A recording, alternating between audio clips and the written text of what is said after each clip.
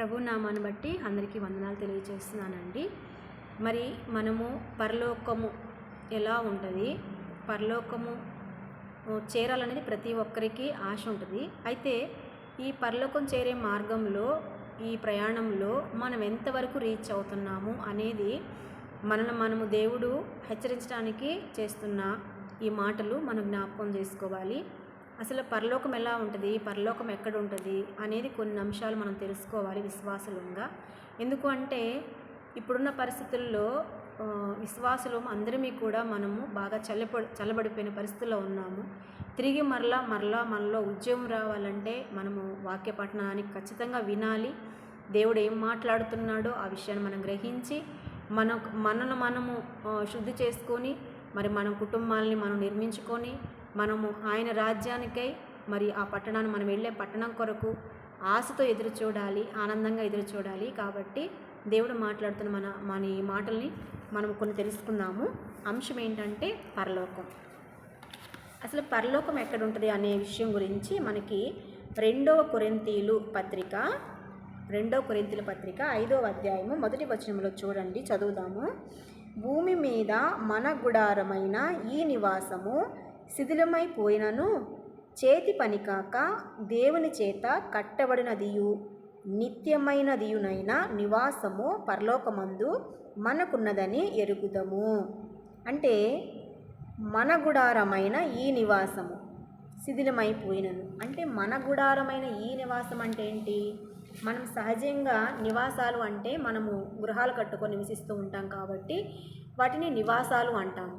కానీ మన గుడారమైన ఈ నివాసం అంటే ఇది మన శరీరం అన్నమాట. ఇది ఒక గుడారము, దేవుడు మనకు నిర్మించిన గుడారం అన్నమాట.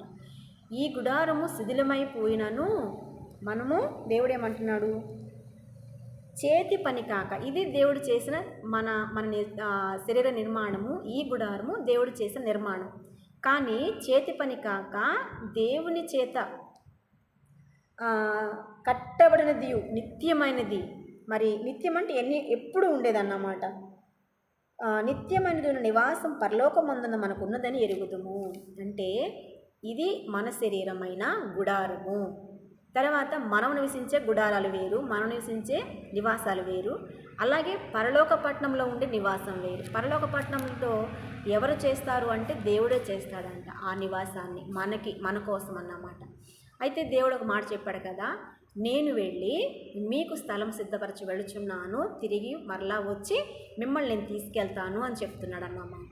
కాబట్టి పరలోక పట్టణము అనేది సైంటిస్టులు ఎవరు కనుక్కున్నారంటే హబుల్ అనే ఒక సైంటిస్టు ఈ టెలిస్కోప్ ద్వారా పరలోక పట్టణాన్ని కనుగొన్నారట్లుగా మనకి కొన్నేళ్ల క్రితం కూడా మరి మనకి పేపర్లో న్యూస్ కూడా వచ్చింది. దాన్ని వేరే వాళ్ళు ఎప్పుడో యూట్యూబ్లో పెడితే దాన్ని నేను చూశానన్నమాట. చూసినప్పుడు నాకు ఎక్కడ లేని ఆనందం కలిగింది. ఎందుకు అంటే ఆ పట్టణం ఎలా ఉందంటే అంటే సహజంగా టెలిస్కోప్ ద్వారా తీసిన ఆ పిక్చరు ఎలా ఉందంటే, ఒక పెళ్ళికి మనము పెద్ద లైటింగ్ వేస్తాం కదండి. లైటింగ్ వేసినప్పుడు అక్కడ ఎంత అందంగా కనిపిస్తుందో, పైగా ఆ చిన్న పిక్చరు ఎలా ఉందంటే బ్లాక్ అండ్ వైట్లో తీశారు ఆ ఫోటో. కానీ అది ఎంత కాంతివంతంగా ఉందంటే అంటే దగ్గరగా మనం ఫోటో తీస్తే ఎంతగా అందంగా ఉంటుందో అంతకు మించిన అందంగా ఉందన్నమాట. ఆ చిన్న పిక్చర్ చూడంలోనే నా హృదయంలో ఎక్కడ లేని ఒకలాంటి ఆనందము. అంటే ఇది దేవుడు ఇప్పుడెందుకు రిలీజ్ చేసాడు? అసలు సహజంగా దేవుడు ఎప్పుడు ఎవరికి ఎలాంటి పరిస్థితులు రివీల్ చేస్తారో మనకు తెలియదు. కాబట్టి ఇప్పుడెందుకు చేసాడు నేను అనుకుంటే, నాలో నేను వేసుకున్న ప్రశ్న నేను వేసుకుంటే నాకేమనిపించిందంటే, ఎంత వాక్యం చెప్పినా వినట్లేదు, నమ్మట్లేదు. ఇంకా అంటే కొంతమంది విశ్వాసుల్లో కూడా అవిశ్వాసం ఎక్కువైపోతుంది. అన్ని జనులేమో దేవుడు మీకు కనపడ్డా, మీతో మాట్లాడాడా అని చెప్పి ఎగతాళి చేస్తున్నారు.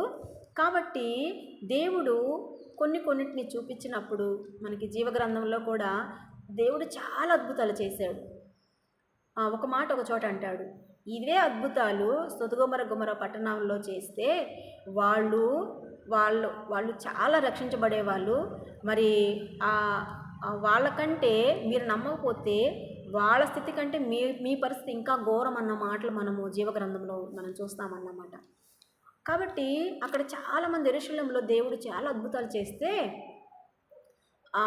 ఆ పట్టణంలో చాలామంది ఇశ్రాయేలుని నమ్మలేదు, దేవుణ్ణి, యేసుప్రభువుని నమ్మలేదు. ఇప్పటికీ కూడా ఇశ్రాయేల్లో ఏం చేస్తారంటే ఇంకా మెస్సయ్య వస్తాడని ఎదురు చూస్తున్నారు. అసలు మెస్సయ్య వచ్చాడు, అద్భుతాలు చేశారు, మరి తన ప్రాణాన్ని మనకు బలిగా ఇచ్చి వెళ్ళారు అన్న ఒక విషయాన్ని మరిచి ఇప్పటికీ కూడా వాళ్ళు మెస్సయ్య రాక కోసం ఎదురు చూస్తున్నారు.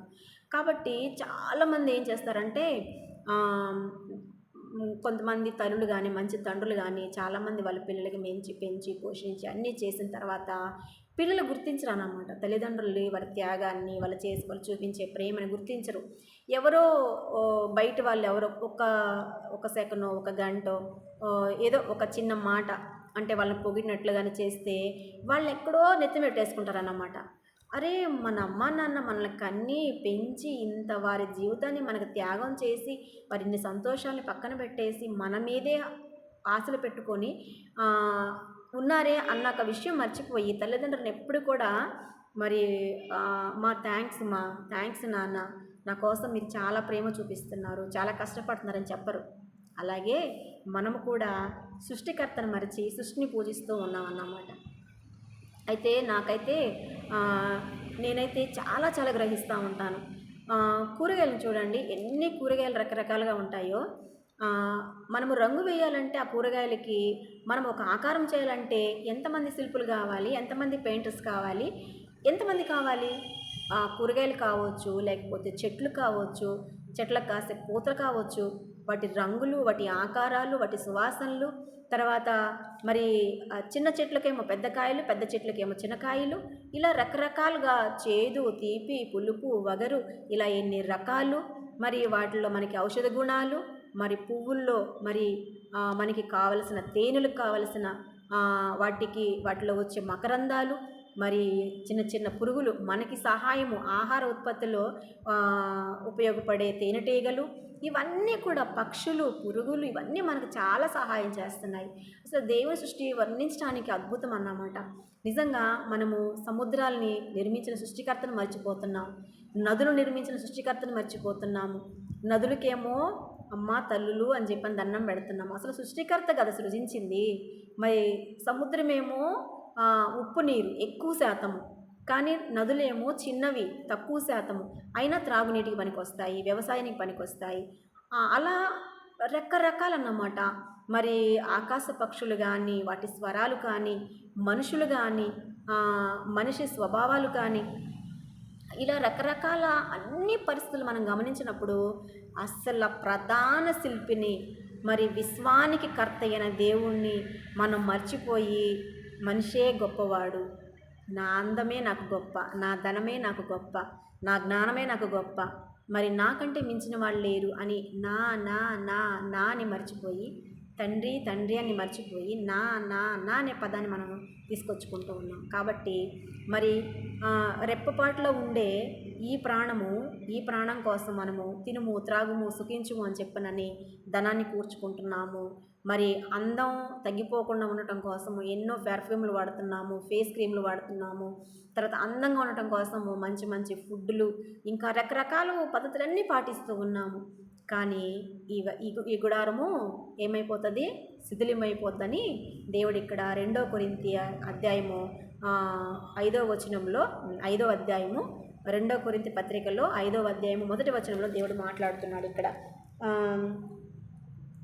దేవుని భూమి మీద మన గుడారమైన ఈ నివాసము శిథిలమైపోయినను అంటే ఈ నివాసమైన ఈ శిథిలమైపోతుంది అంటే ఇది రేపొద్దున్న ఈ భూమిలో మట్టి నుంచి తీసింది కాబట్టి తిరిగి మరలా మన్నైపోతుంది కాబట్టి ఇది శాశ్వతం కాదు అని దేవుడు చెప్తూ ఉన్నాడు.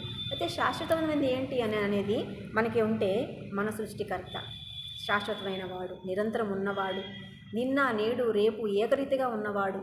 కాబట్టి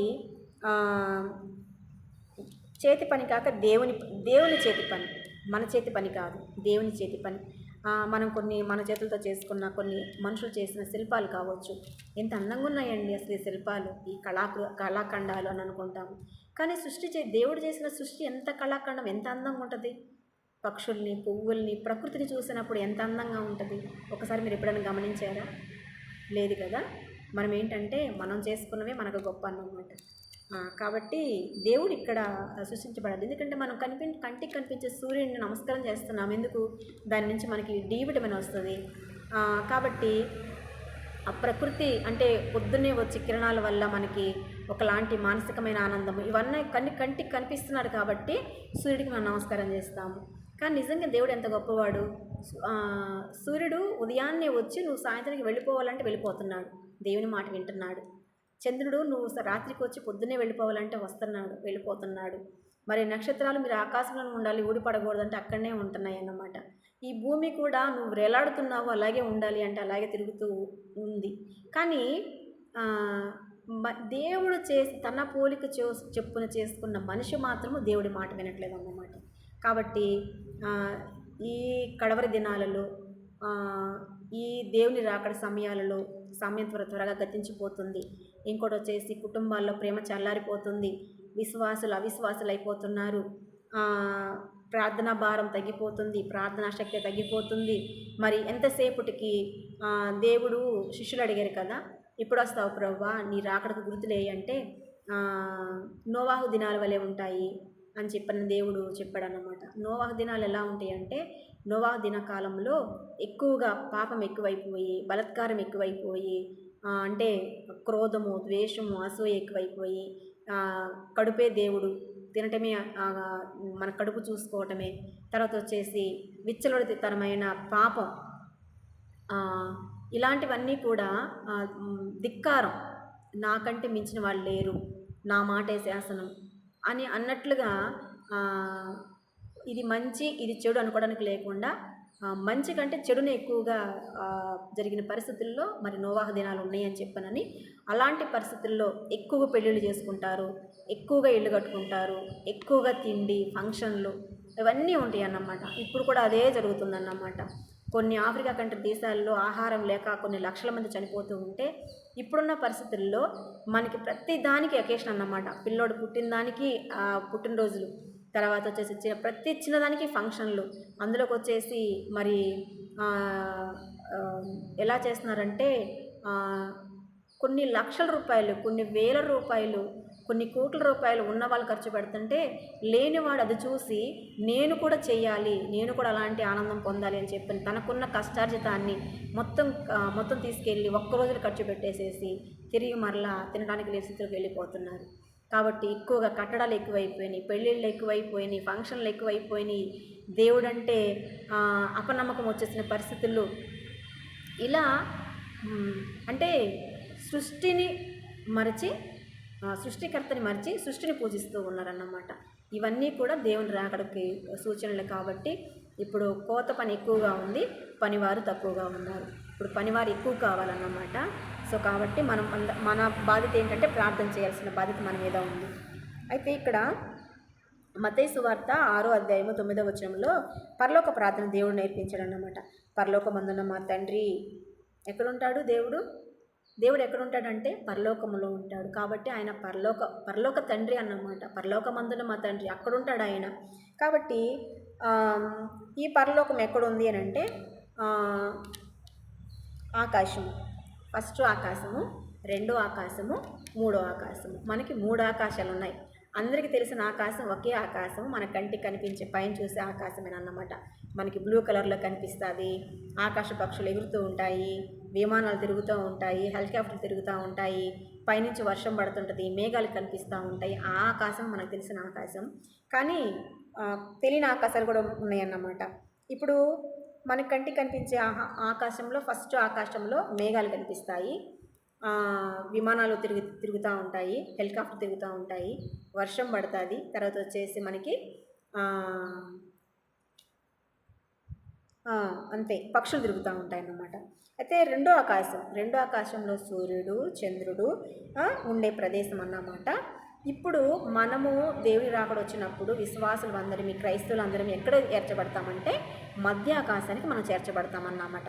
తర్వాత వచ్చేసి మూడవ ఆకాశంలో పరలోకం ఉంది. అయితే ఇక్కడ చూడండి, మత్తయి సువార్త 6వ అధ్యాయం చదువుదాము.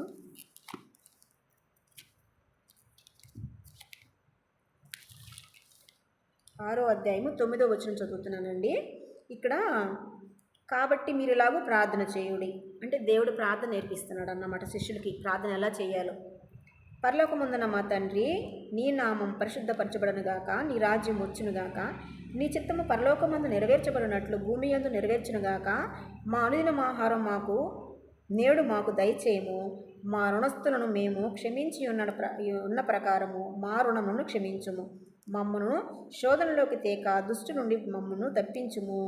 ఏలయనగా రాజ్యము, బలము, మహిమయు నీవై ఉన్నవి, ఆమేన్ అని చెప్పనని పరలోక ప్రార్థన నేర్పిస్తూ ఉన్నాడు అన్నమాట. ఇక్కడ పరలోకం గురించి కూడా ప్రస్తావించబడింది. తర్వాత వచ్చేసి ఎఫెసీ పత్రిక 5వ అధ్యాయము 5వ వచనం చదువుదాము.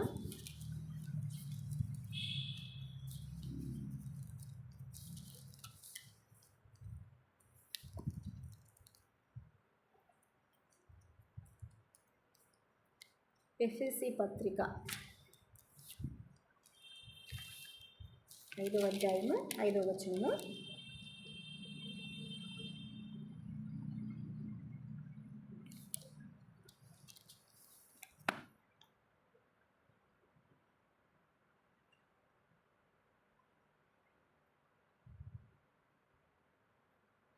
ఇక్కడ చూడండి,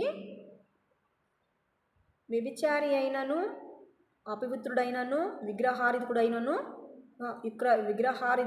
ఉన్న లోబి అయినను క్రీస్తు యొక్కయు దేవుని యొక్కయు రాజ్యమునకు హక్కుదారుడు కాడని సంగతి మీకు నిశ్చయముగా తెలియను. ఇక్కడేముంది? దేవుని యొక్క రాజ్యం ఉందన్నమాట. కాబట్టి మరి ఎఫెసీ పత్రిక 5వ అధ్యాయం 5వ వచనంలో కూడా ఇలాంటి వారు మరి దేవుని రాజ్యమునకు హక్కుదారుడు కాడని కొంతమంది మనుషుల గురించి ఇక్కడ దేవుడు ప్రస్తావిస్తూ ఉన్నాడు అన్నమాట. అలాగనే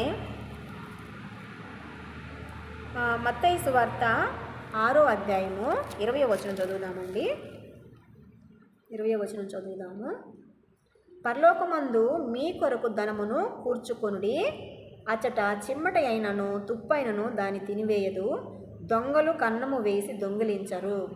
నీ ధనం ఎక్కడ నుండునో అక్కడనే నీ హృదయం ఉండును. చూడండి, ఇక్కడ మాటలు చాలా శ్రేష్టంగా అనిపిస్తున్నాయి అన్నమాట. అయితే పరలోక ధనాన్ని సమకూర్చుకోండి అంటున్నాడు. పరలోకంలో ధనం ఉంటుందా? ఏం కూర్చుకోవాలి మనము అని అంటే ఒక కథ చెప్తాను నేను. అంటే కథ కాదు, అంటే బైబిల్ పండితులు చెప్పినవి అన్నమాట. ఒక స్త్రీ చాలా ధనవంతురాలు. ఆమె దేవుని నమ్ముకున్న వ్యక్తి. మరి ఆమె ఒకరోజు చనిపోయి పరలోకం వెళ్ళింది. ఆమె ఇంట్లో పనిచేసే ఒక స్త్రీ ఉంది, ఆమె కూడా దేవుని నమ్ముకుంది. ఆమె కూడా చనిపోయి ఆమె కూడా పరలోకం చేరింది అన్నమాట. అయితే ఇద్దరు ఒకేసారి వెళుతూ ఉన్నారు. అంటే యజమానురాలు, ఆ ఇంట్లో పనిచేసే సహకారి, ఆ ఇద్దరు వెళుతూ ఉన్నప్పుడు దేవదూతలు తీసుకెళ్తూ ఉన్నారంట. తీసుకెళ్ళి ఒక చిన్న గుడిసె ఉందంట. ఆ చిన్న గుడిసెలో హక్కుదారురాలను చూపించారంట. ఆ యజమానురాల్ని, అమ్మ ఇదిగో నీ ఇల్లు అని చెప్పనని. ఆమె అడిగిందంట, ఇంత చిల్లిల్లా, ఇంత చిన్న ఇంట్లో నేను అలా ఉండాలయ్యా అంటే, అదేనమ్మా నువ్వు పరలోకంలో నువ్వు కట్టుకున్న ఇల్లు అన్నాడంట. అంటే ఆమందంట, సరేనయ్యా, ఈమె నా ఇంట్లో పనిచేసిన సహకారి కదా, నాకు ఆమె ఇల్లు ఎలా ఉందో చూస్తాను నేను కూడా అందంట. సరే పోదాం పదమ్మా అన్నాడంట. అంటే ఇంకా ఈ పరిచారకురాలు ముందుకు వెళ్తూ ఉన్నారు, దేవదూతలు వెళ్తున్నారు. ఆమె అంటే భూలోకంలో యజమానురాలుగా ఉన్న ఆమె ఇల్లు అక్కడే చూసుకుంది కదా, సరే ఆమె ఇల్లు కూడా చూసొద్దామని వెళ్తున్నారంట.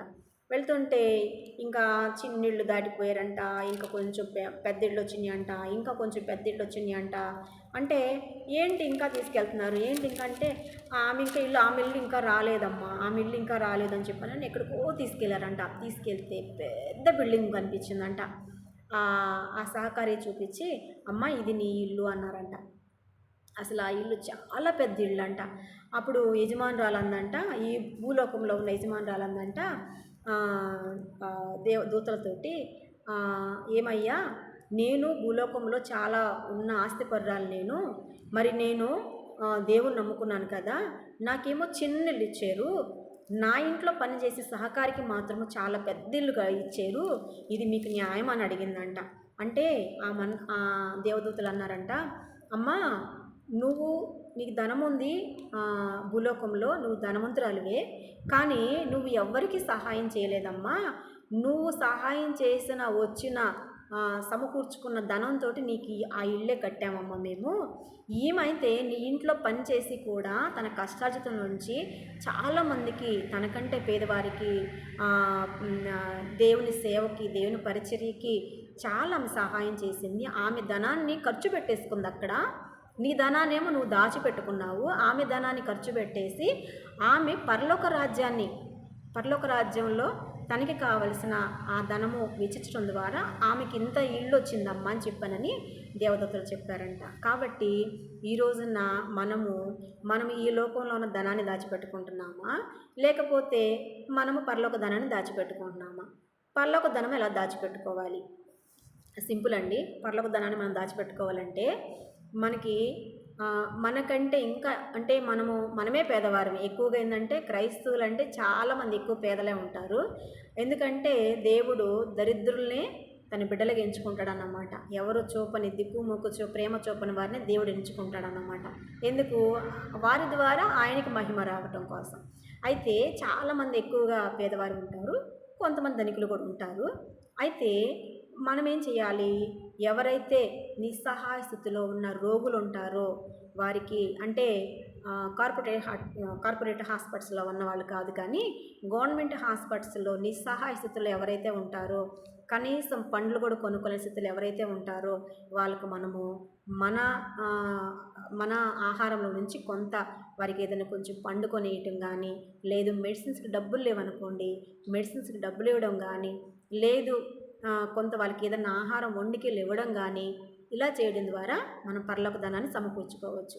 ఇంకోటి వచ్చేసి విధవరాళ్ళు ఉంటారు, భర్తలను కోల్పోయి పిల్లలు 2-3 పిల్లలు ఉండి చదివించుకోలేక, వాళ్ళకి మంచి ఆహారం పెట్టలేక, వాళ్ళకి మంచి వస్త్రాలు కొనించలేక మరి చాలా బాధపడుతూ ఉంటారు. అలాంటి విధవరాళ్ళకి సహాయం చేసి, అమ్మ ఇదిగో నీ బిడ్డకి ఫీజు కట్టు, లేదంటే నీ బిడ్డకి పుస్తకాలు కొనిపెట్టు, లేదంటే నీ బిడ్డకి ఒక మంచి బట్టలు, ఒక డ్రెస్ మంచి కొనివ్వు అని చెప్పనని వాళ్ళని కొంచెం మనం ఆదరించవచ్చు అన్నమాట. అలా కూడా మనం పరలోక పట్టణంలో ధనాన్ని సమకూర్చుకోవచ్చు అన్నమాట. ఇంకోటి వచ్చేసి ఇంకా పరిచారకులు, సేవకులకి అన్నమాట. సేవకులు మరి దేవుడు ఏర్పాటు చేసుకున్న సేవకులు ఏంటంటే వాళ్ళు దేవుని మీద ఆధారపడతారు, కానీ ఇంకెవరి మీద ఆధారపడరు. వాళ్ళు పరిచర్య చేయాలంటే, వాళ్ళు ఒక ప్రాంతం నుంచి ఇంకొక ప్రాంతానికి వెళ్ళాలంటే మరి వాళ్ళు ఛార్జీలు ఉంటాయి కదా, ఛార్జీలు ఉంటాయి. వేరే చోటకి వెళ్ళి ప్రార్థన పెట్టాలనుకోండి, అప్పుడు మనం ఏం చేయాలి? ఆ సేవకి నేను ఈ ప్రయాణాల ఖర్చులు నేను భరించుకుంటాను, దేవుడు పని చేస్తాను నేను అని చెప్పనని మనము ఆ పరిచర్య చేసుకున్నప్పుడు కూడా మనకి పరలోక పట్ల ధనము సమకూడుద్ది అన్నమాట. అంటే దేవుడు ఏమంటున్నాడు? ఒక పాట ఉంది, నన్ను చాలా కదిలించిన పాట. నా పేరే తెలియని ప్రజలు ఎందరు ఉన్నారో, నా పేరే తెలియని ప్రజలు ఎందరు ఉన్నారో, వెళతారా నా ప్రేమను చెబుతారా, వెళతారా నా ప్రేమను చెబుతారా, వెళ్ళగలిగితే మీరు తప్పక వెళ్ళండి, వెళ్ళలేకపోతే వెళ్ళే వారిని పంపండి, వెళతారా నా ప్రేమను చెబుతారా అని దేవుడు చాలా దీనంగా ఆయన మనల్ని బ్రతిలాడుకుంటున్నట్లుగా అనిపిస్తుంది అన్నమాట. సృష్టికర్త ఉండి మనల్ని బ్రతిలాడుకోవటం అంటే ఎంత ఆయన తగ్గింపుతనము, ఆయన ప్రేమ, ఆయన కనికరము మనకి చాలా చాలా ఆయన ఆర్డర్ వేయట్లేదు, రిక్వెస్ట్ చేస్తున్నాడు. అసలు మనం ఎవరమి? ఆయన చేతులతో చేసుకున్న ఆయన పని, ఆయన చేసుకున్న ఒక బొమ్మలమి ఆయన మనల్ని బ్రతిలాడుకోవటం ఏంటండి? కాబట్టి ఆయన చాలా చాలా బాధ కలుగుతున్నాడు. కాబట్టి ఆయన ఏమంటున్నాడు? మీరు చాలామందికి యేసుప్రభు అంటే ఎందుకు ద్వేషమో నాకు తెలియదు. ఎందుకంటే నేను ఒకప్పుడు నేను ఒకప్పుడు దేవుని తిరస్కరించిన దాన్ని. ఈ రోజున ఆయనే నిజమైన దేవుడు, సృష్టికర్త అని నేను తెలుసుకున్నాను.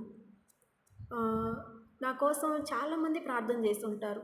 నేను కొంతకాలం క్రితం అనుకున్నాను, దేవుడు నాతో మాట్లాడాడు, నేను ఎవ్వరు చెప్పకుండానే నేను మందిరానికి వచ్చాను. అంటే దేవుడు నాతో మాట్లాడితేనే దీన్ని మందిరానికి వచ్చాను.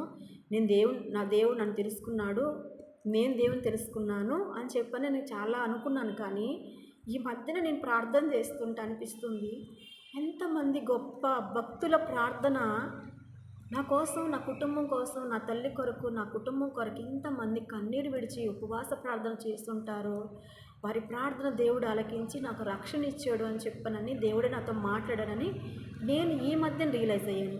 నేను యేసుప్రభుని నమ్ముకొని దాదాపు 23 సంవత్సరాలు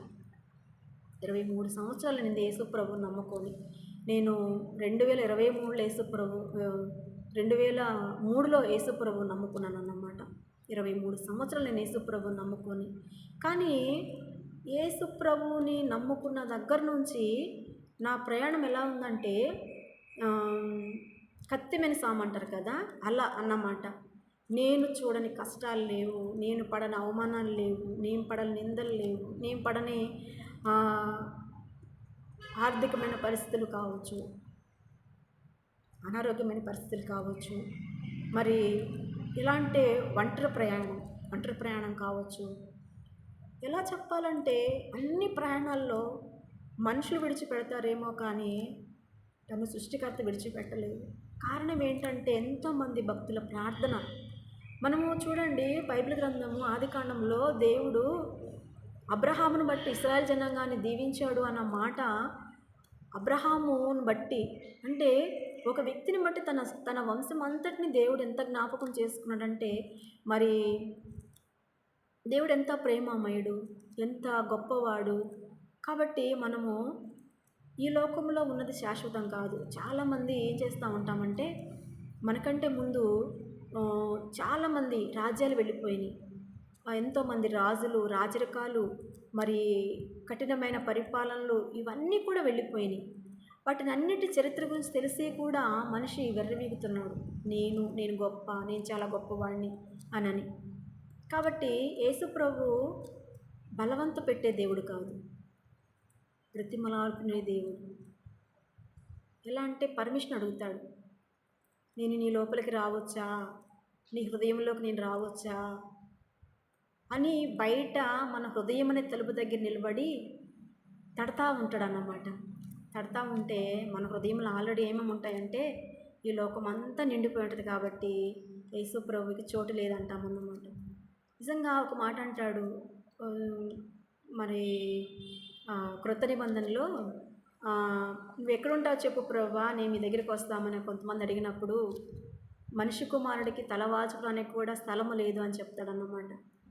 ఒక పాట ఉంది, ఎంత దీనాతి దీనమో ఓ యేసయ్యా, నీ జననమెంత దయనీయమో, తలుచుకుంటే నా గుండె తడబడి కరిగి కరిగి నీరగుచున్నది. ఇంత దీనాతి దీనమో ఓ యేసయ్యా, ఈ సృష్టిలో ఈ లోకమే నీవు మాకు ఇచ్చిన సత్రమయ్యా. ఈ సృష్టిలో ఈ లోకమే నీవు మాకు ఇచ్చిన సత్రమయ్యా. ఆ సత్రములో యేసయ్యా నీకు స్థలమే దొరకలేదయ్యా. ఆయన సృష్టించిన ఈ లోకంలో సృష్టికర్తకి స్థలం లేదంట. ఆ సత్రమే ఇచ్చిన, ఈ సృష్టి మొత్తం సత్రం అంట. ఆ సత్రంలో సృష్టికర్తకి స్థలం లేదంట. ఇంత దీనాతి దీనమో ఓ యేసయ్యా, నిండు చూలాలు మరియమ్మ తల్లి నడవలేక సొడిబడిపోయెనయ్యా. దిక్కు తోచక ఓ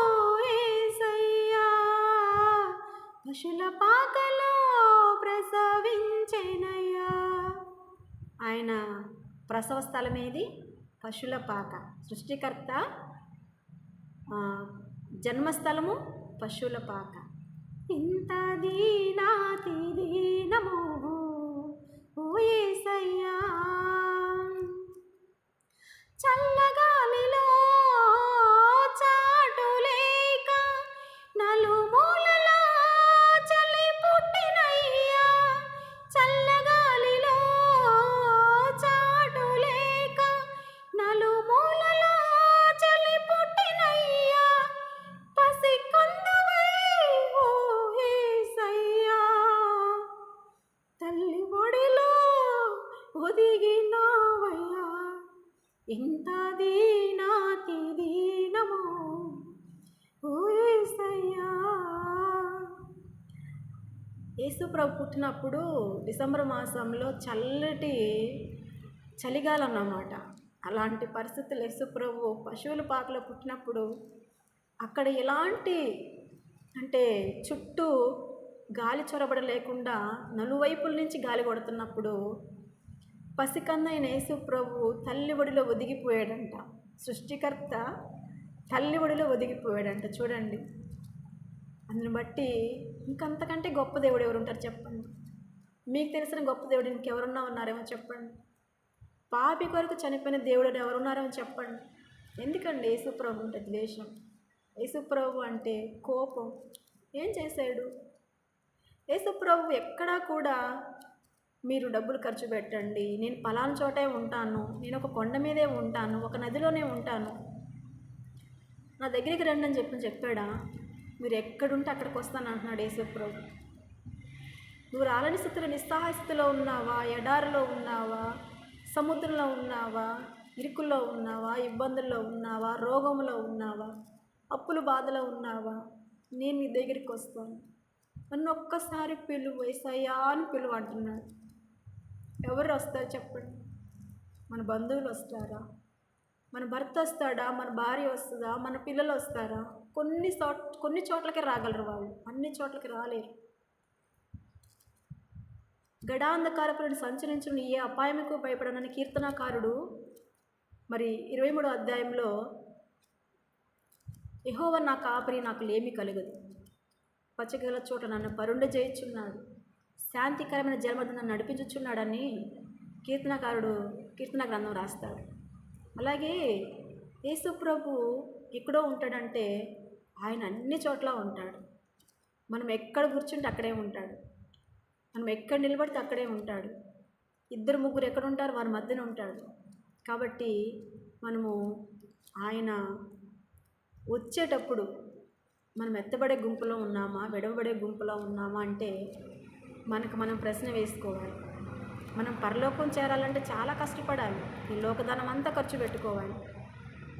ఈ లోకధనం సమకూర్చుకుంటే మనకు పరలోకం రాదు. అలాగే ఈ లోక ఆశలు, అందం మీద ఆశ తీసేయాలి, ఎక్కువ లగ్జరీ లైఫ్ మీద ఆశ తీసేయాలి, తర్వాత వచ్చేసి ఎక్కువ మంచి మంచి ఫుడ్ వాటి మీద ఆశ తీసేసుకోవాలి. చాలా వాటిని మనము ఈ శరీర ఆశల్ని చంపేసుకుంటేనే మనకు పరలోక పట్టణం వస్తుంది. అంతేకాని అది ఊరికే వచ్చేది కాదు. మనము ఒక జీవితకాలం అంటే ఒక 78 సంవత్సరాలు బాగా బ్రతకాలనుకోండి, ఏం చేస్తాము? ఒక 25 సంవత్సరాలు లేదు ఒక 30 సంవత్సరాలు బాగా చదువుతామన్నమాట. 5వ సంవత్సరం వరకు బాల్యం వెళ్ళిపోతుంది. 6వ సంవత్సరం నుంచి ఇంకా అక్కడి నుంచి మన లైఫ్ స్టార్ట్ అవుతుంది. చదువుకోవటం, ఉద్యోగం, లేదు చదువు లేకపోయినా కూలి పనులు, డబ్బు సంపాదించడము, దాచిపెట్టుకోవడము. మనం ఇప్పుడు కష్టపడితే రేపు కొంత ఒక మంచి లైఫ్ మనం లీడ్ చేస్తామనేది. మరి ఇక్కడ 70-80 సంవత్సరాలు మనం బ్రతకటానికి ఇన్ని సంవత్సరాలు కష్టపడితే, ఇన్ని సంవత్సరాలు చదువుకుంటే పరలోక పట్టణము పొందుకోవాలంటే ఫ్రీగా దేవుడిచ్చే రక్షణ ఫ్రీగా ఇస్తాడు. కానీ పరలోక పట్టణం చేరేంత వరకు మన ప్రవర్తన చాలా కరెక్ట్గా ఉండాలి. ఎలా అంటే మనకి మిలిటరీ వారు మంచు ప్రాంతంలో అడుగు తీసి అడుగు వేసి ఎంత భద్రంగా వేస్తారో అంత భద్రంగా మనం వేయాలి. మన లైఫ్లో రాంగ్ స్టెప్పులు వేయకూడదు. ఒకవేళ వేసిన దేవుడి సన్నిధిలోకి వచ్చి ప్రభువా నేను ఈ పొరపాటు చేసి నన్ను క్షమించయ్యా, నీ ప్రార్థన శక్తిని నాకు ఈ ప్రభువా, నాలో ఉన్న ఈ అపవిత్రతను కడుగు ప్రభువా, నాకు చేత కావట్లేదు ప్రభువా అంటే ఖచ్చితంగా దేవుడు తీసేస్తాడు. కానీ ఒప్పుకోవాలి. ఎంత ఘోర పాపినని దేవుడు క్షమిస్తానంటున్నాడు, ఎంత ఘోర పాపిని క్షమిస్తానంటున్నాడు. ఈ రోజున ఎంతోమంది దేవుణ్ణి ప్రజల్ని హింసించిన వారు, దేవుడిని కాడు నిజం కాడని చెప్పిన వాళ్ళు చాలామంది ఈరోజు దేవుని సేవ చేస్తున్నారు. ఎంతోమంది గవర్నమెంట్ జాబులు వదిలేసి సేవ చేస్తున్నారు.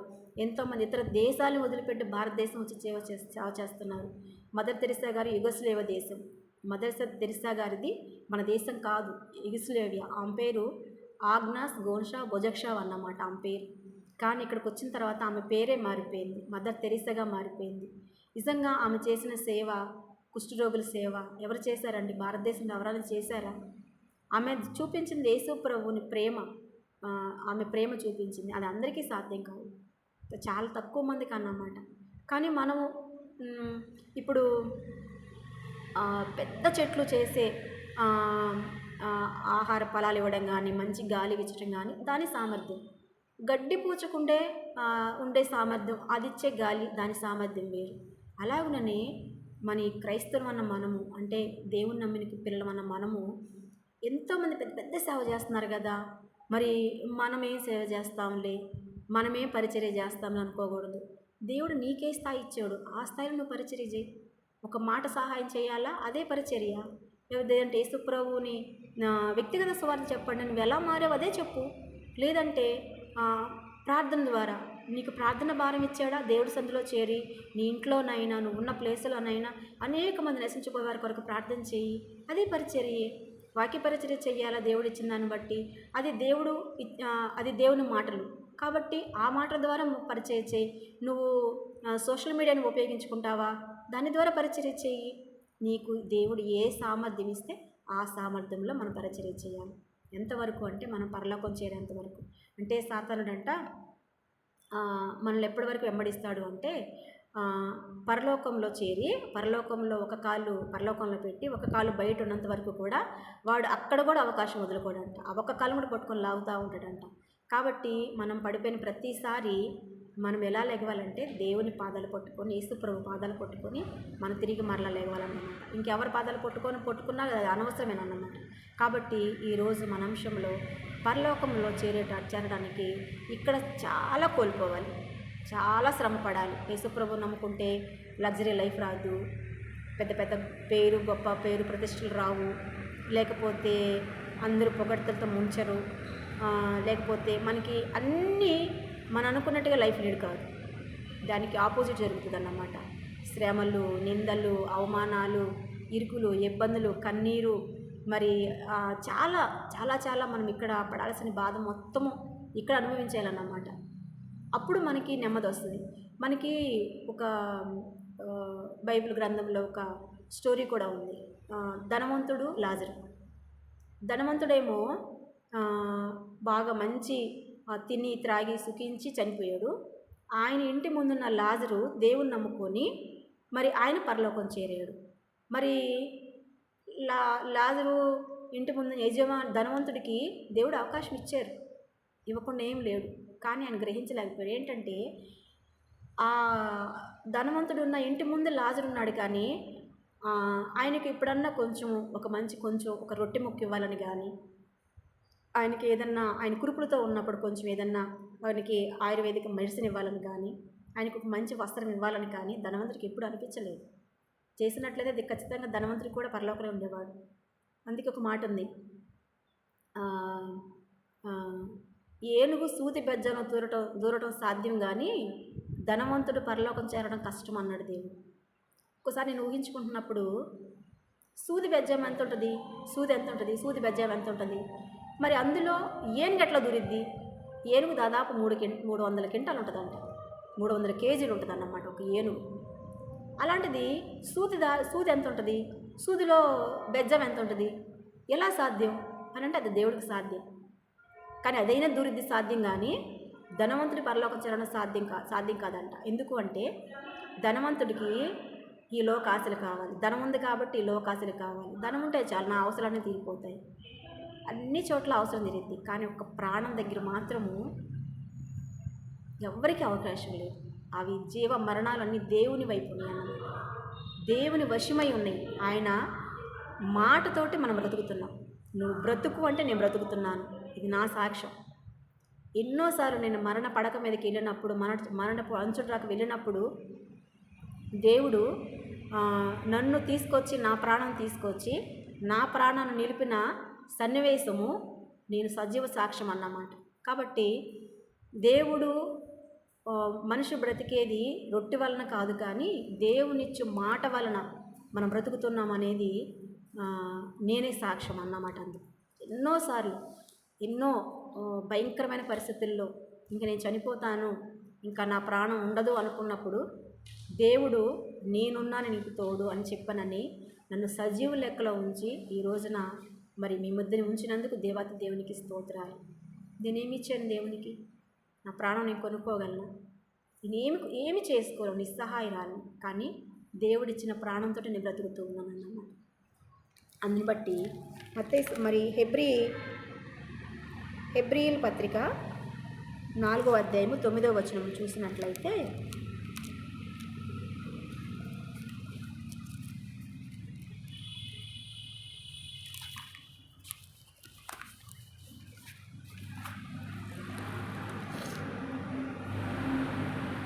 కాబట్టి దేవుని ప్రజలకు విశ్రాంతి నిలిచి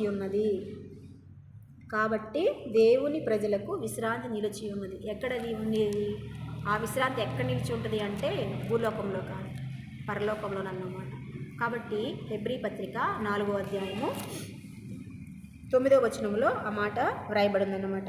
10వ వచనం కూడా చదువుదామండి. ఎందుకనగా దేవుడు తన కార్యములను ముగించి విశ్రమించిన ప్రకారము ఆయన యొక్క విశ్రాంతిలో ప్రవేశించిన వాడు కూడా తన కార్యమును ముగించి విశ్రమించును. అంటే యేసుప్రభు ఫస్ట్ ఆదికాండంలో సృష్టిని ప్రారంభించినప్పుడు 6 దినాలు పనిచేసి 7వ దినాన్ని దేవుడు పరిశుద్ధపరచాడన్నమాట. ఆ దినమే మనకి విశ్రాంతి దినము, దేవుడికి విశ్రాంతి దినం. అంటే 5 రోజులేమో సృష్టిని చేశాడు దేవుడు, 6వ రోజేమో మనిషిని చేశాడు, 7వ రోజు ఇవన్నీ చూసి అన్నీ మంచిగా ఉన్నాయి, ఇవి బాగున్నాయి, ఇంకా చాలు అని దేవుడు తన పనిని ఉపక్రమించుకొని 7వ రోజుని పరిశుద్ధపరిచాడు అన్నమాట. కాబట్టి 7వ రోజు ఈ రోజున మనము ఆదివారము మరి దేవుణ్ణి ఆరాధిస్తున్నామంటే ఆయన్ని ఈ 6 రోజులు చేసిన ఈ పని అంతటిని బట్టి దేవుణ్ణి మనం స్తుతిస్తున్నాం.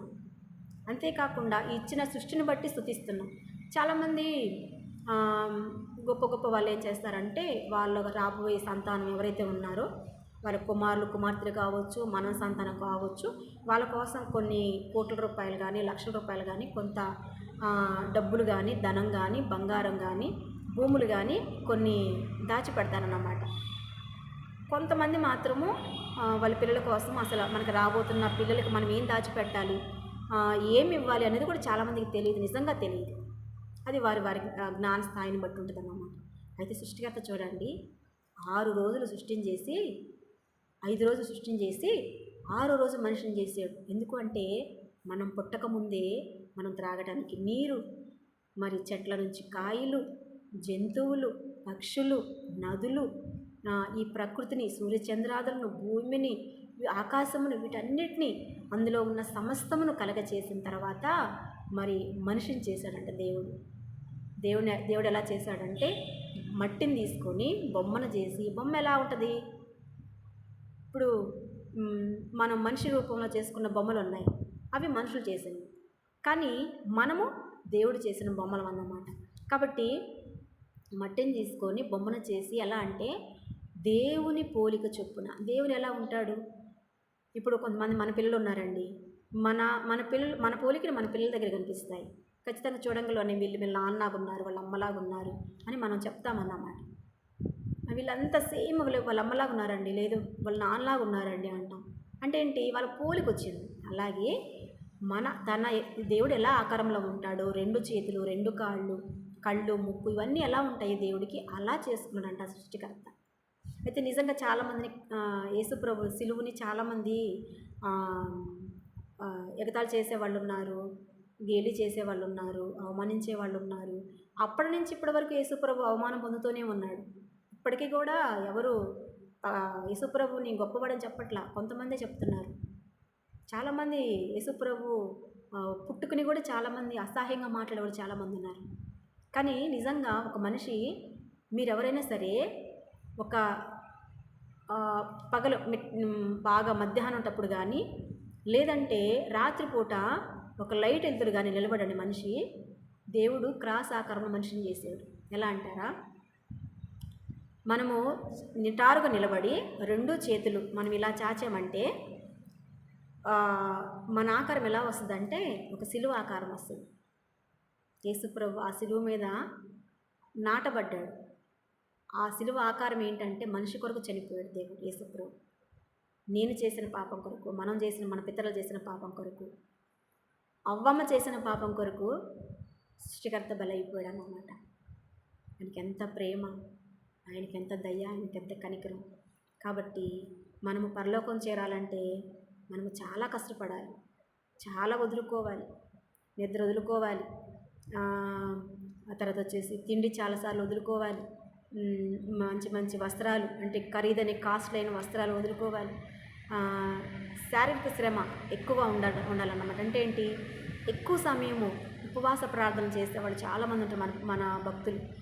ఉపవాస ప్రార్థన ద్వారా, మరి కాలినడక ద్వారా, లేకపోతే ప్రయాణాల ద్వారా చాలా మనల్ని మనము తగ్గించుకొని, కొంతమంది తిడుతున్నా కూడా, కొడుతున్నా కూడా మరి సువార్త ప్రకటించబడుతుందంటే వీళ్ళకి ఏమైనా పిచ్చా? ఎవరైనా ఒక మాట అంటే మనం తట్టుకోలేము. అలాంటిది తిట్టించుకుంటున్నారు, కొట్టించుకుంటున్నారు, గొర్రె బిడ్డలు అంటున్నారు. గొర్రె కదండి సహించుకునేది, తిరిగి అదే సింహం అయితే. అందుకే యేసుప్రభు వారు గొర్రె పిల్లగా పుట్టి వధించబడ్డాడు. కానీ రేపు తిరిగి రాబోతున్నాడు రెండోసారి, అప్పుడు ఆయన గొర్రెపిల్ల కాదు, ఆయన కొదమ సింహమై రాబోతున్నాడు. నిజంగానే ఆయన తన వేవేల పరివారంతో మధ్యాకాశంకి వచ్చినప్పుడు తన దేవుని నమ్ముకున్న పిల్లలందరూ కూడా మరి ఎత్తబడేటప్పుడు అప్పుడు చూస్తారంట అందరూ. ప్రకటన గ్రంథం ఉంది, ప్రకటన గ్రంథం చదివినప్పుడు తెలుస్తుంది అన్నమాట. కాబట్టి అందరూ చూస్తారంట. కాబట్టి మనము అవిశ్వాసంలో ఉంటే తిరిగి మరల విశ్వాసంలోకి వద్దాం. దేవుని నమ్మకపోతే దేవుని నమ్ముదాం. మన రక్త సంబంధికుల కొరకు, మన బంధువుల కొరకు, మన కుటుంబీకుల కొరకు, మనకు సహాయం చేసిన వారి కొరకు, ప్రజలందరి కొరకు తిమోతి గ్రంథంలో ఉంది, మీరు క్షేమంగా ఉండాలంటే అనేక మంది కొరకు మీరు ప్రార్థన చేయాలని భారం దేవుడు మన మీద ఉంచాడు. పాటల కన్నా బోధల కన్నా ప్రార్థన కడుమిన్నంట. కాబట్టి ప్రార్థన చాలా చాలా ప్రాముఖ్యమైంది. మరి ఎంతోమంది భక్తులు ఒక వ్యక్తి కోసం 20 సంవత్సరాలు ప్రార్థన చేసిన వాళ్ళు ఉన్నారు, 23 సంవత్సరాలు ప్రార్థన చేసిన వాళ్ళు ఉన్నారు. అలా ఒక్క మనిషి కోసం రక్షణ కొరకు ఇన్ని సంవత్సరాలు ప్రార్థన చేశారంటే చేశారు, చాలామంది చేశారు. మనం వెతికితే కనిపిస్తారు, వెతకపోతే కనిపించరు. కాబట్టి దేవుడు పరలోకం అనేది ఇంకోటి ఏంటంటే, రష్యాలో కొన్నిసారి మనకి చాలామందికి తెలిసి ఉంటుంది, కొంతమందికి తెలియదేమో. వాళ్ళు ఏంటంటే అసలు భూమి ఎంత లోతు ఉంటుంది తెలుసుకుందాము అని చెప్పనని వాళ్ళు 9 మైళ్ళ దూరం, 9 మైళ్ళ దూరము కింద భూమికి రంధ్రం వేశారంట. వేస్తే అక్కడ వరకు వెళ్ళి ఏమైతే మనకి ఎలక్ట్రికల్ వస్తువులు ఉంటాయి కదా, వాటి ద్వారా మన మిషన్ దగ్గర మనం పంపిస్తాం. కాబట్టి అక్కడికి వెళ్ళిన తర్వాత ఆ మిషన్ పని చేయట్లేదంట, అది కరిగిపోతుందంట. ఇనుముది లోపల పెట్టినప్పుడు, ఇప్పుడు మనం బోర వేయాలనుకోండి, ఇనప ఇవన్నీ వేసి మనం బోర తీస్తూ ఉంటాం. అలాగనే వాళ్ళు రంధ్రం వేసేటప్పుడు భూమి మధ్యకి లోపలికి వెళ్ళిన ఆ పరికరము బాగా కరిగిపోయిందంట. ఎన్ని పరికరాలు పెట్టి కరిగిపోతుందంట. చూస్తే వాళ్ళు ఆ టెక్నాలజీ ద్వారా చూస్తే అసలు ఏముంది అక్కడ లోపల అని చెప్పని మనకి వినిపించేది కొన్ని సౌండ్స్ సంబంధించి పెడతారు కదండి, దాని పేరు నాకు తెలియదు. పెట్టినప్పుడు ఆ లోపలంట భయంకరమైన అంటే లోహం కరిగిపోయిందంటే వేడుందంట. లోహం కరిగిపోయిందంటే, ఇనుము కరిగిందంటే కొలిమిలో ఉండే ఎంత వేడుంటేనే ఆ ఇనుము కరిగిద్ది, లేకపోతే కరగదన్నమాట. కాబట్టి అంత వేడుందంట. ఇంకోటి వచ్చేసి అసలు ఇక్కడ ఏముంది అని చెప్పిన వింత శబ్దాలు వినిపిస్తున్నప్పుడు అవి వాళ్ళు ఆ వినే పరికరం ద్వారా చూసినప్పుడు భయంకరమైన ఏడుపులు, పెద్ద పెద్ద అరుపులు, బాధ భరించలేకపోతే ఎంతగా ఏడుస్తారో అంత రోదన అక్కడ ఉందంట. అంటే అది పాతాళం అనేది కొంతమంది అక్కడ ఆ, బైబిలు అంటే క్రీస్తుని నమ్ముకున్న వారు క్రైస్తవులు ఉన్నారు కాబట్టి వాళ్ళు బైబిల్ చదువుతారు కాబట్టి పరలోక పాతాళం అంటే ఇలా ఉంటుందా, అరుపులు కేకులు ఎలా ఉంటాయా, మరి బైబిల్లో ఉంది అని చెప్పానని ఆ సైంటిస్టులు కనుక్కున్నారన్నమాట. కాబట్టి ఇంకా యెరూషలేం మన దగ్గర ఆల్రెడీ ఉంది.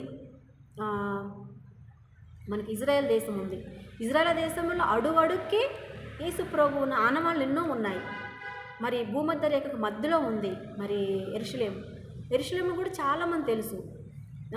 చాలామంది ఆనవాళ్ళు యేసుప్రభు గురించి ఆనవాళ్ళు ఉన్నాయి.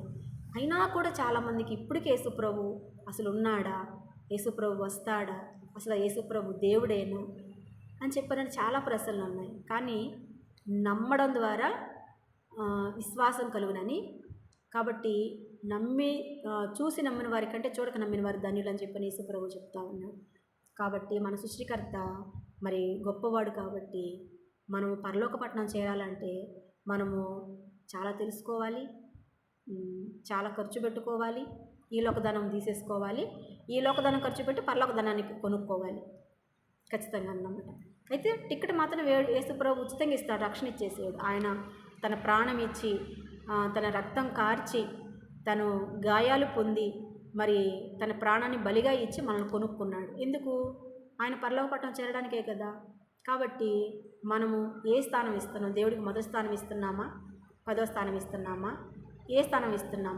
మన కుటుంబానికి ఏ స్థానం ఇస్తున్నాం, మరి మన ఉద్యోగానికి ఏ స్థానం ఇస్తున్నాం, మన పని బాటలకు ఏ స్థానం ఇస్తున్నాం, మన విలాసాలకు ఏ స్థానం ఇస్తున్నాం, దేవుడికి ఏ స్థానం ఇస్తున్నాం? ఆ విషయం మనం ప్రశ్న వేసుకోవాలన్నమాట.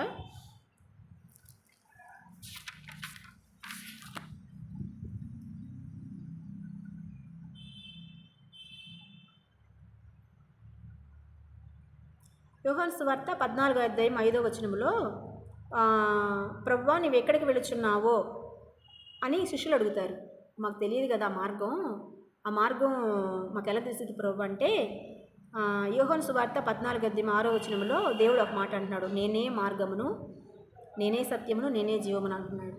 కాబట్టి ఆయన మార్గము, ఆయన సత్యము, ఆయన జీవము. ఇర్మియా గ్రంథంలో 31వ అధ్యాయము 37వ వచనంలో ఆకాశ వైశాల్యము, భూమి పునాదులు పరిశోధించబడి భూమండలం అంతా కొలవబడిందంట. కాబట్టి మనము పరలోకముందా, నరకముందా అంటే మరి ఖచ్చితంగా ఉందని మనం చెప్పాలి. ప్రకటన గ్రంథంలో చూడండి 21వ అధ్యాయం 21వ వచనంలో ప్రకటన గ్రంథం 21వ అధ్యాయము 1వ వచనం చదువుదాము. అంతటా నేను క్రొత్త ఆకాశమును క్రొత్త భూమిని చూచితిని, మొదటి ఆకాశమును మొదటి భూమియు గతించిపోయెను, సముద్రమును ఇక లేదు. ఇది ఎవరు రాశారంటే యోహాను గారు పద్మాసు ద్వీపంలో ఉండి ప్రకటన గ్రంథాన్ని రాశారు. అయితే ఇప్పుడు ఈ భూమి గతించిపోతుందంట. ఇప్పుడు ఉన్న ఈ భూమి, ఈ ఆకాశం గతించిపోయి దేవుడు ఆయనకి క్రొత్త భూమిని చూపించాడంట, క్రొత్త ఆకాశాన్ని చూపించాడంట. అయితే అక్కడ సముద్రం లేదంట. ఇప్పుడున్న ఈ భూమిలో సముద్రం ఉంది కదా, అక్కడ లేదని చెప్పానని యోహాను సువార్త గారు కంటికి కనిపించిన దాన్ని, దేవుడు చెప్పిన దాన్ని, దేవుడు చూపించిన దాన్ని ప్రకటన గ్రంథంలో రాయడం ద్వారా జరగబోయే సంగతులన్నీ కూడా దేవుడు చెప్పిన మాటను బట్టి మరి ఈ భూమి లయమైపోతుంది అని చెప్పానని చెప్తున్నట్లుగా మరి పరలోకం ఉంది, నరకం ఉంది. కాబట్టి మనము క్రైస్తవం అని చెప్పుకునే మనము ఈ వాక్యాలు ఎవరో చెప్పుకుంటున్నామంటే ఎక్కువగా మనమే చెప్పుకుంటున్నాము. స్కూల్కి వెళ్ళే పిల్లలకి టీచర్స్ ఎవరికి చెప్తారు? స్కూల్కి వచ్చే పిల్లలకి చెప్తారు కదా చదువు. కాలేజీకి వెళ్ళే పిల్లలకి ఎవరు చెప్తారు? ఎవరైతే ఆ కాలేజీలో చేరారో ఆ స్టూడెంట్స్కే లెక్చరర్స్ వాళ్ళకి చెప్తారన్నమాట. అలాగనే మనకి కూడా వాక్యాలు ఎక్కువగా ఎవరికి మనం చెప్పుకుంటున్నామంటే మనమే చెప్పుకుంటున్నాం. ఎందుకంటే దేవుడు మనల్ని హెచ్చరిస్తున్నాడు కాబట్టి అన్నీ ఒకసారి చెప్తే మారిపోతారంట. కానీ క్రైస్తవులు మనమే మన ప్రవర్తన మార్చుకోవట్లేదంట. కాబట్టి మనము దేవుడు ఎలా ఉన్నాడో, దేవుడు ఎలాంటి ప్రేమను చూపించాడో అలాంటి ప్రేమను మనం చూపించాలి. కాబట్టి సాతాను మనల్ని ఎప్పుడు గలిబిలి చేస్తూనే ఉంటాడు. అయితే ప్రతిసారి ప్రభు పాదాల చెంతకు చేరి ప్రభువుని అడగాలి, ప్రభువా మరి నేను ఈ స్థితిలో ఉన్నానయ్యా, ఈ స్థితిలో పడిపోయానయ్యా అని దేవుడు అడగమంటున్నాడు. నీకేం కావాలడు నేను ఇస్తాను అంటున్నాడు. కాబట్టి మన భ్రష్టత్వం వల్ల మన అవిధేయత వల్ల, మన లోభత్వం వల్ల దేవుణ్ణి అడగలేకపోతున్నాం, పొందుకోలేకపోతున్నాం. అడుగుతున్నా కూడా పొందుకోలేకపోతున్నాం. కారణం ఏంటంటే మనం కరెక్ట్గా లేవు. ఆయన చెప్పినట్లు మనం చేయలేదు. ఆయన చెప్పినట్టు మనం చేస్తే ఖచ్చితంగా ఇస్తాడు మనకి. కాబట్టి మనము పరలోక పట్టణం చేరాలని ప్రతి ఒక్కరం కూడా మనం ఆశతో ఉందాము, ఎదురు చూద్దాము. అంతేకాకుండా దాని కొరకు ప్రయాసపడదాము.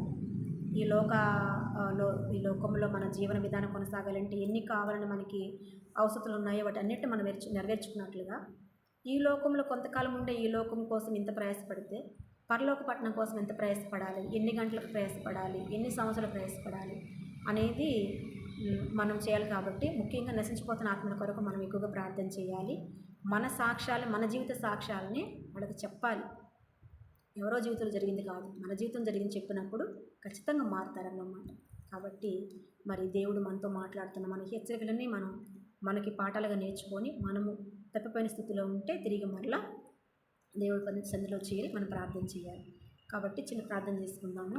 ఉన్నతుడా మహాగణుడా, మీకే స్తోత్రం. నీ కృపలో నీ దయలో ఈ రోజున మాతో మాట్లాడిన మాటలు హెచ్చరించారు ప్రభువా. మీ మాటలు ఇవి ప్రభువా అయ్యా. కాబట్టి మరి తండ్రి నాయన, మరి మీరు అందరితో మాట్లాడే దేవుడై ఉన్నారు. కాబట్టి మా జీవితాలు మేము సరి చేసుకోవడానికి మేము పరలోక పట్టణమును ప్రభువా మరి వెతికే వారంగా, మేము చేరే వారంగా, మేము మా కుటుంబాలు ఉండటానికి, అలాగనే తండ్రి అనేక మంది నశించిపోతున్న ఆత్మల కొరకు మేము వారంగా ప్రార్థన చేసే వారంగా, మేము పరలోక ధనాన్ని కూర్చుకునే వారంగా ఉండటానికి కృప చూపమని దీవించమని సహాయం చేతులు అప్పగించుకుంటూ ఈ చిన్న ప్రార్థన పరలోక ప్రభుత్వంలో చేర్చుకోమని యేసే పరిశుద్ధ ప్రార్థించి వేడుకుంటున్నాం మా పరమ తండ్రి. ఆమేన్, ఆమేన్, ఆమేన్. అందరికీ మరొకసారి వందనాలండి.